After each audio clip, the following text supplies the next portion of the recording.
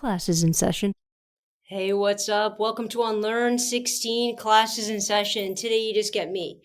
You get me, but you're going to get a bit of a rant. I don't know which direction this is going to go into because I'm all like frustrated, emotional, a little sad.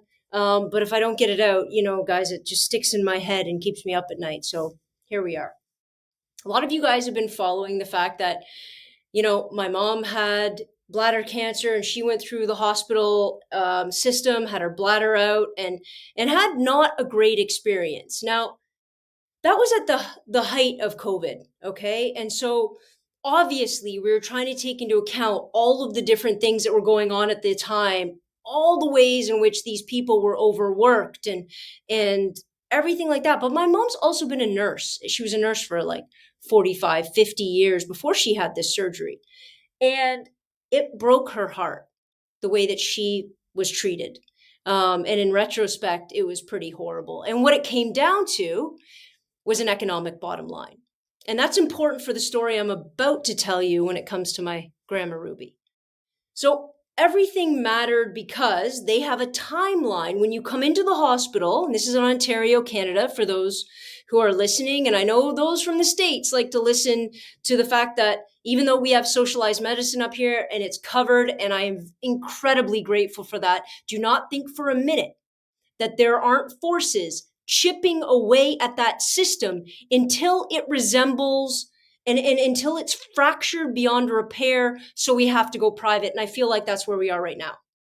And I need to have this conversation. So my mom went in, 72 years old, had her bladder out, had a hysterectomy, major surgery, got C. diff when she was in the hospital. She was super sick. They didn't catch it right away. And then they sent her home. And then they sent her home. And I was too, I wanted her home. She wanted to be home. I couldn't go see her. I was too inexperienced. I was too frazzled and emotional to know how to advocate for my mom and recognize my mom was a nurse forever. She tried to advocate for herself. They ignored it. I have been around hospitals forever. I consider myself relatively intelligent. I didn't know how to advocate until I learned. And then eventually she came home, way too sick to be home. We sent her back. And as we sent her back, this amazing guy, his name was Adam, actually, I did a TikTok about him a long time ago, helped her back in the hospital and said, listen, 70% of people are coming right back in because they're sending them out too sick, too soon, because they either need the bed or it's about money. Now, needing the bed is one thing, okay? Needing the bed means we don't have enough care. And during COVID, I get it, because it was debilitating. But I think it's more about the money. And I think it's more about the money we have siphoned out of our medical system, out of nursing, out of nursing assistants, of RNs, of PSWs, out of all of that. We've siphoned it out to give the bare minimum, and then just assume that family members are going to come pick them up and give them actual care, medical care. So when mom came home, I couldn't do it. I didn't know what to do. It was so overwhelming. Then she went back in the hospital and actually was getting better. At this point, I was smarter. And at this point, I talked to a few people and I said, listen, my mom's not leaving here until she's ready to go to a rehab center. And they went, oh. They said, well, you're going to have to find out a rehab center. I said, don't worry, I'm finding one. And they're like, oh, well, so she can go home now because you just told me she's ready to come home. Well, she's not ready for the rehab center. We have to have her at a certain level. I said, excuse me?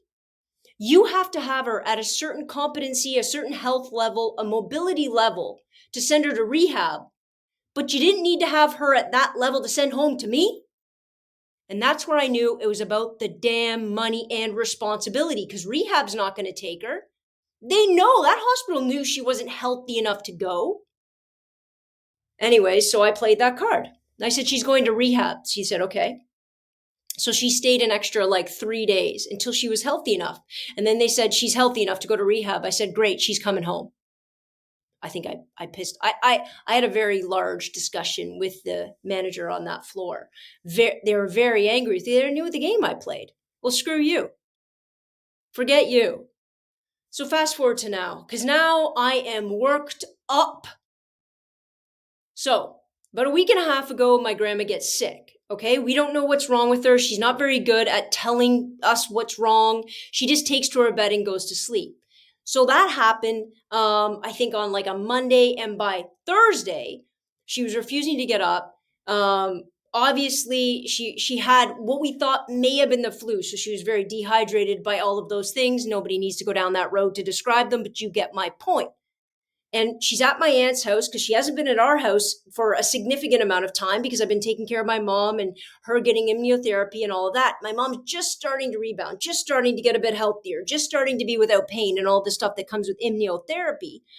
And this happens to my grandma at my aunt's house. So my aunt doesn't know what to do. And eventually I say, okay, well, my mom and my aunt and everybody talks and they're going to take her to the hospital. My grandma doesn't want to go. So we have to talk my grandma to going to the hospital. My mom goes over there. They talk her into the ambulance. She goes to the hospital. And of course, she's horribly dehydrated, right? Because my grandma's taken to her bed for a few days. She doesn't eat. She doesn't drink, nothing. She's like, I'm going to sleep through it all. So she's in the hospital. And when she's there, I immediately go and she's in the emerge and they're trying to get blood and check out everything and see what's wrong with her. And they find out that she's very dehydrated. So they know they're going to keep her for that. They don't know because she's fallen a couple times. So they don't know if she's had a bad enough fall to actually cause a problem. Or if, then they're just going to x-ray everything, make sure that's okay. So they do that. And they want to make sure, they're doing blood tests. They got to do a stool sample. They got to do this. They got to do that. Okay. So they find out all the things that are initially wrong, but they still hadn't done a stool sample. So she's in the hospital and they're like, well, she's getting better, so it's time for her to go. And eventually they do the stool sample and find out that she has a parasite. Now, the funny part of this story is, even though there's really no funny parts to this story, this is a parasite that you get from fresh fruit and vegetables. Let me tell you what my grandma does not eat. Fresh fruit or vegetable. We laughed about it. Right? Now, when she's been in this hospital, we've noticed her going up and down. Also understand that somebody from my family has been there, or multiple people has been there every single day that she's been in the hospital for the past week and a bit. Every single day. And what I don't understand is how anybody gets treatment, anybody gets better, anybody knows what's going on unless they are there. What kind of healthcare system do we have where somebody is in the hospital and the only way their family knows they're being taken care of is they're sitting right beside them, making sure they call the nurse? How does that happen?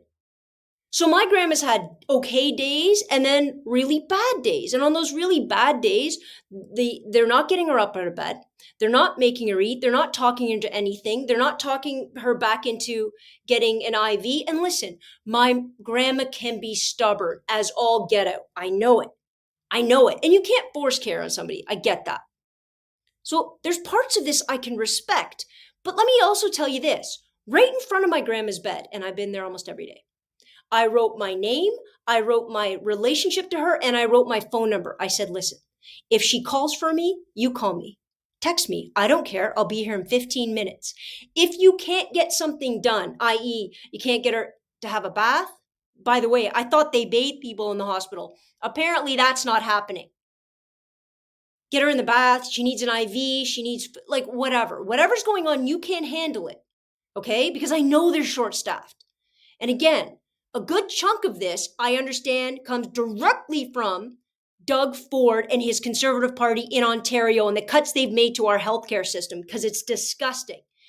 He's hoping it crumbles so that we privatize it, and it feels for about 37 seconds like we've been saved. Make no mistake about it, and then it's going to be a real disaster. So they're very understaffed. They have no PSWs. They have nobody to help with anything. So I get it. That's why my number was there. Nobody's ever called me, not one time. I go there sometimes, and depending on the nurse, I get treated like garbage. I ask what her blood values are. Well, we told somebody else. Yeah, but I'm here now. And I'm on the chart. I know I'm on the chart. We've been here. Everybody's talked. And they just sometimes treat me, some people. Other nurses have been amazing. They'll sit there, they'll say, oh, here you go, Joanna. Here's her potassium, here's her creatinine, here, here's how she's doing. Fantastic. She wants to get out of bed, whatever. My grandma does not want to stay in bed and use the bot. She wants to get up. And I want to encourage that because I don't want her to become bedridden.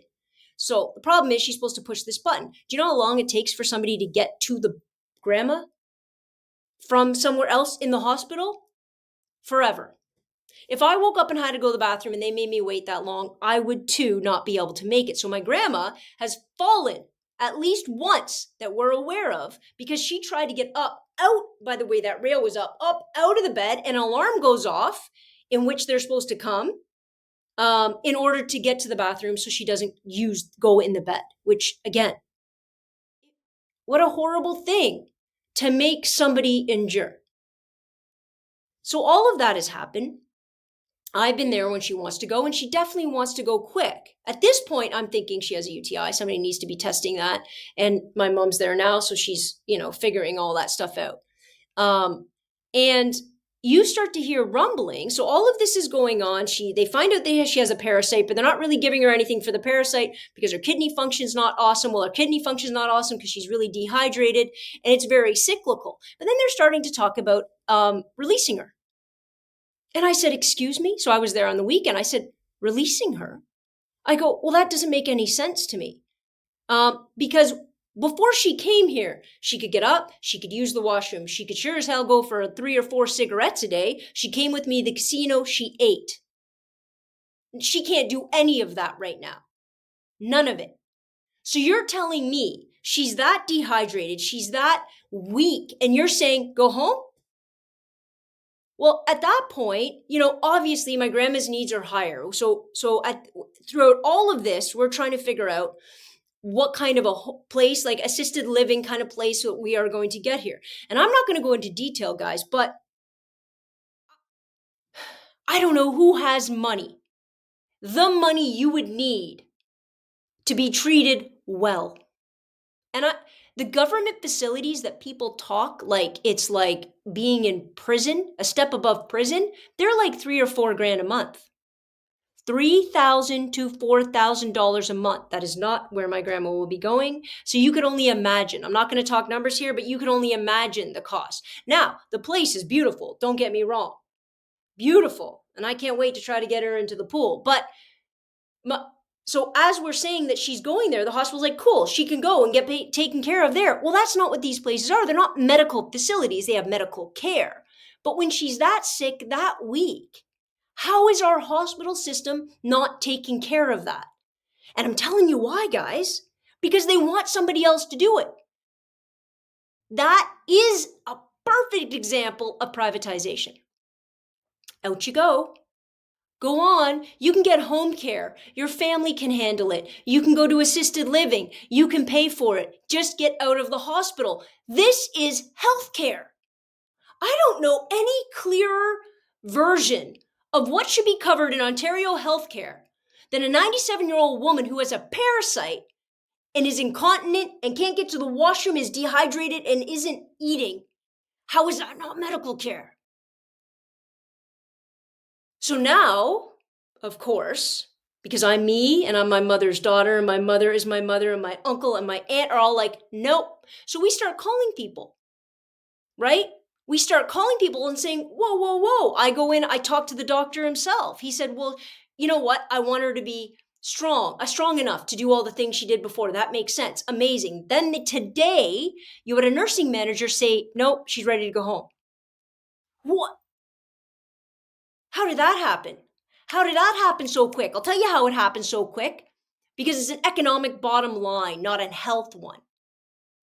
Well, now the nursing manager knows she's going to an assisted living facility, so she can be taken care of there. But I know that if my grandma's too sick, she will be taken back there and then shipped right back to the hospital. This manager actually had the audacity, and it's going to hit the fan. If things don't straighten up there, it's going to hit the fan. But I haven't named names yet, as you guys could be very clear. I promise you, if it doesn't get better, I will be naming all the names. I will be doing a series of TikToks. I will be calling the CBC. I will be calling anybody that will listen to come and see what is happening there.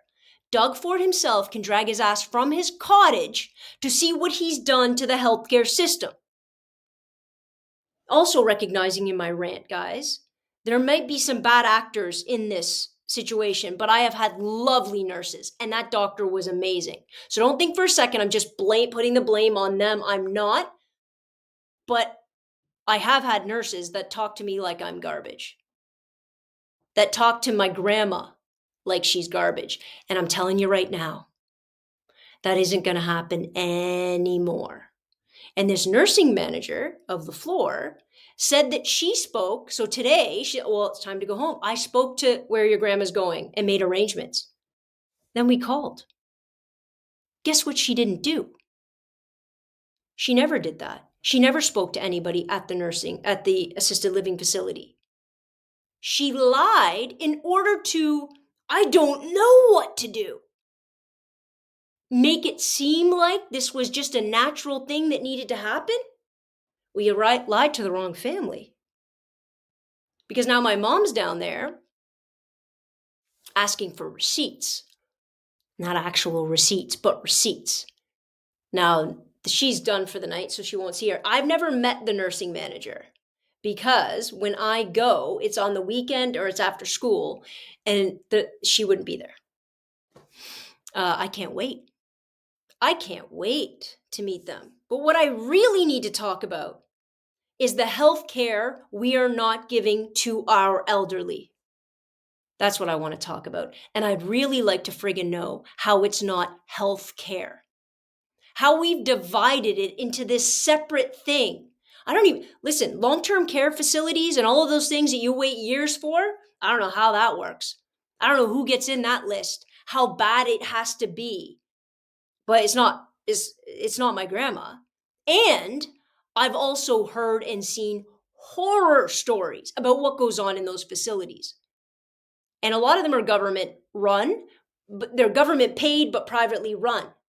And therein lies the problem. This is what happens when you see creeping in privatization of actual healthcare into our world that is taking advantage of the weakest members of our society. My grandma can't remember what you just did to her a half an hour ago. How dare you? And I can't even know. I'm trying to rely on the things that our taxes pay for, that this amazing healthcare system is supposed to be there for, because I have a job, because I can't be there. And everybody's telling me I need to let go of control and all of those things, and that's great, and I get that. Let go of it to who? And what is their goal? And what is their driving force? Because if it's an economic bottom line, how can that be healthcare? It's not. This is for-profit healthcare of our senior citizens. And I know I've never been passionate about this before because now my grandma's involved, right? So a lot of people are like, well, you've never talked. It's been an issue forever. Of course it is. Of course it is. But of course, the reason why we get into issues is because we are passionately connected to them. We see with our own eyes. I don't understand how senior citizens are supposed to afford it. I don't understand how families are supposed to trust it. I don't understand how these people are so easily pushed aside to sit in a bed. Listen, my grandma's been at this hospital for a week and a half. I said to my mom today and I asked, when does she get bathed? Oh, I don't know. I don't know if they do that. What do you mean you don't know? Is it not in her chart? How is that not a 97-year-old who is immobile, who can't get up, who obviously has had accidents or whatever's gone on? That's not just an in-the-bed bathing situation. How dare we treat people that way? And that's true of every person that's in the hospital that can't advocate for themselves. You know, they say, Ruby, just press the button. My grandma has dementia. She can't remember when you've given her instruction to press a button for you to come help her. Now, do I understand that then it becomes incredibly difficult? Absolutely. But when you hear that bell of somebody getting out, you better be on your wheels to get there. Somebody better be. Somebody better be. Then I start looking around and there's a lot. And again, all of this isn't at the feet of nursing staff and doctor staff and all of that, because they are so overworked, because they are not adequately staffed. Because that's what we voted for in Ontario. I want everybody to think about when they voted and got their $136 back sticker on their stupid plate, what they thought was going to happen to public health care, what they thought was going to happen to public education, what they thought was going to happen to this huge baby boom group of men and women who are going to get sick and stay sicker longer because we have the capacity to keep them alive, but they need care. And that's not saving for your future, guys. That's like millionaire level. I want to be real clear. Again, I'm not going to say how much we spent and how much we're going to. I want to be real clear that if somebody needed that kind of care for 5-10 years, you need to be a millionaire. And that's not being hyperbolic. You need to be a millionaire in Canada, where we pay a significant sum of tax to make sure that we have a strong social safety net. Does that not include our elderly? Does it not? You have all of these different things in Canada too. So like in Ontario, you have people that will come into your home. Well, people that will come into your home in order to take care at certain times, to do certain things, and that's great. But for example, people that have, aren't very mobile, or people that can't wash themselves, or people that can't get up in the morning, and all of those kinds of things. These services are very sort of concrete and time driven, which I understand. But that's not how a 97-year-old can work. It's just not. And so there's no flexibility there. And when they come to do something with my grandma at 11 o'clock in the morning, my grandma can't get up because she feels horrible at 11 o'clock in the morning because her body hurts because she's 97. She has horrible arthritis. They say, okay, well, we won't do it today. So now what? So does the family have to do it? How do we get her out of bed? How do we get her safely into the tub? How do we? And they want you to keep your family members at home because they don't want the system to have to pay because it's an incredible expense. Well, watch what happens, guys. And I can't let this happen to my mom, which is why I can't do all of these things. My mom's 73, gone through that huge, cancer, bladder, everything out, immunotherapy, and now just on the mend, hopefully on the way up. If she then became responsible to physically take care of my grandma, what she needs, my mom physically can't do it anymore. She's not strong enough.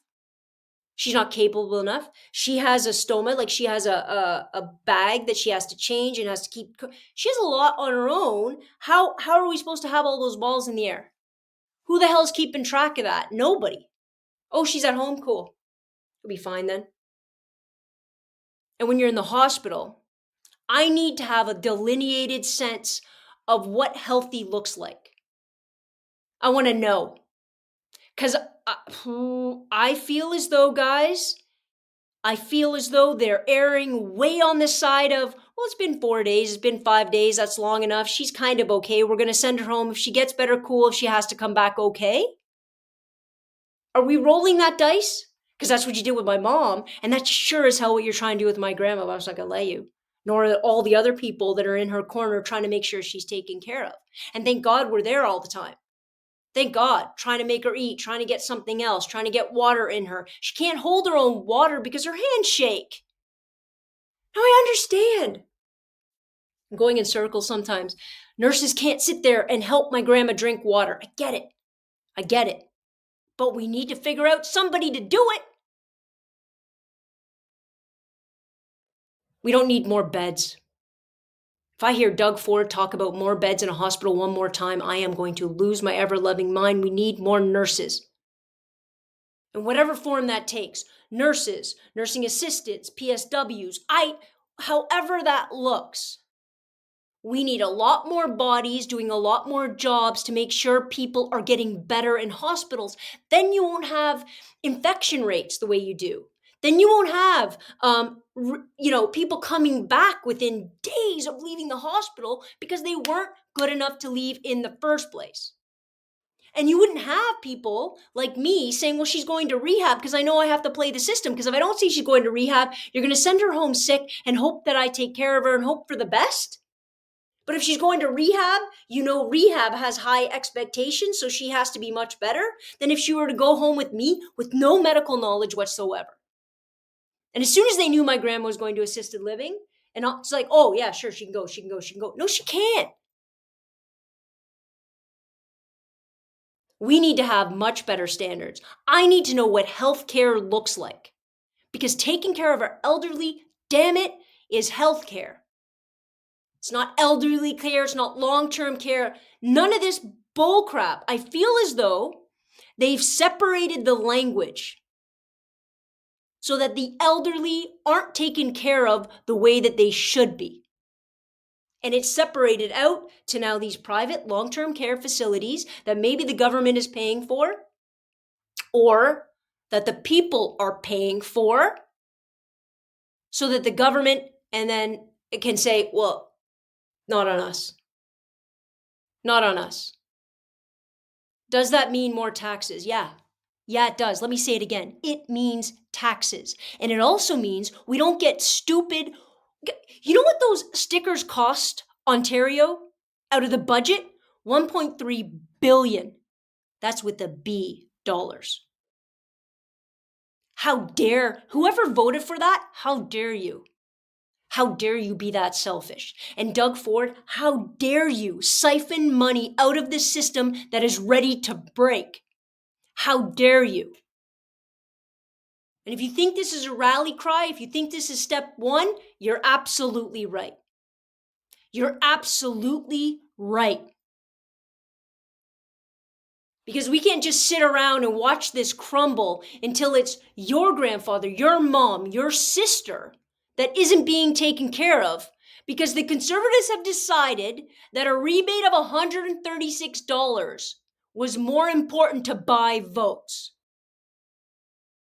We are not going to sit by anymore to allow a conservative government, and I am saying conservative because I swear to God, is figuring out ways, slowly but surely figuring out ways to privatize the healthcare system in this province. Every day he chips away. Every day. Every single day. He opens up new land for development that his friends make a bunch of money on, gives people rebates, and buys their votes. And by the way, I blame you, the 17%. Absolutely. Absolutely, I blame you. How dare we ever be convinced that $130 in our pocket every year is somehow not going to affect the system as a whole? You weren't convinced of that. You chose to ignore it because you like the money in your pocket. Well, wait till it bites you in the ass. Just wait. Wait till you're old. I'm sitting here thinking about what the hell happens when I'm that age. How expensive is it going to be? You plan for retirement. You don't plan to be sick and cost thousands and thousands of dollars from a healthcare system that you've put money into for your entire life. Is that where we're at? To be left in a bed, nobody washing you, nobody taking care of you, unless you have family who's able to do shift work to make sure they're taking care of you the way that you're supposed to be taken care of. How dare we? How dare we trust any government that promises tax cuts in a socialized medical and educational system where we know it is one of our primary goals to have basic needs met. Well, I'm telling you right now, healthcare is a basic need, and our elderly are not having it met. We've changed the language, we've changed the rooms, we've changed the accommodations. It's a shell game to siphon money from people who can't advocate for themselves, who maybe don't remember, who can't articulate. And by the way, there are beautiful people working in long-term care facilities, in hospitals all over the place, who are trying their best to take care of these people. I don't know how they don't go home broken every day, because it can't be done, because there's not enough money on the table. So, Doug, not only am I coming at you for education, but I'm coming at you for this. How dare we trade our health care coverage in this province, in this country? How dare we think for a minute, for a single minute, that we should let it degenerate into what the majority of America is facing right now? How dare we? How dare we have this much money as a country, be one of the richest countries in the world, and our elderly are being treated like that? How dare we? Well, I'm telling you, I'm not standing for it anymore. So, leave your comments below, leave your stories below. I am going to go deeper and further into this. The more that I get into it, the more examples that I see, and I only can do it from shared experience. So please share your experience, and let's start making sure that our voices, that the voices of people who can't speak for themselves, are louder and bigger than the voices that are saying, here's your $136 rebate. How dare we? And on that note, guys, my throat is sore. I feel a little emotionally exhausted. Thank you for being my listening post, my to hear all of the thoughts going on in my head. I'm sorry if this was all over. I'm sorry if this felt angry, but it is. It is angry. And hopefully I can figure out a way to make a significant impact in what we're having happen to our elderly in our healthcare system. Thank you for spending your time with me, and I will see you next week. Same bat time, same bat station. Dismissed.